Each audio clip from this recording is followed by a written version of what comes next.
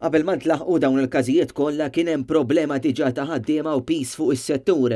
Hekk saħqet il-kap eżekuttiv tal-Kamra tal-SMEs Abigail Mamo f'intervista li kellha ma' Sit Newsbook fejn qalet li uħud minn negozji kellhom jalqu temporanjament minħabba ma kellhomx biżejjed ħaddiema jew joffru servizz limitat li mhuwiex tal-istess livell ta' qabel il-pandemija. Wieħed jista' biss jimmaġina kemm saret iktar akuta din il-problema.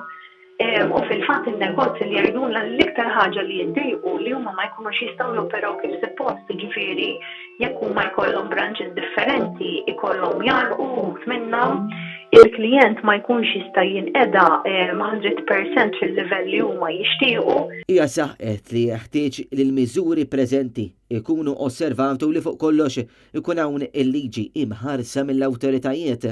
Naħseb li rridu nagħmlu li dawn il-miżuri li ġew annunzjati ftit żmien ilu u li naraw li dawn jaħdmu, li dawn jiġu osservati, li jkun hemm enforcement li jkun across the board b'mod regolari anke għaliex il-pajjiż ma jiflaħx għal miżuri addizzjonali.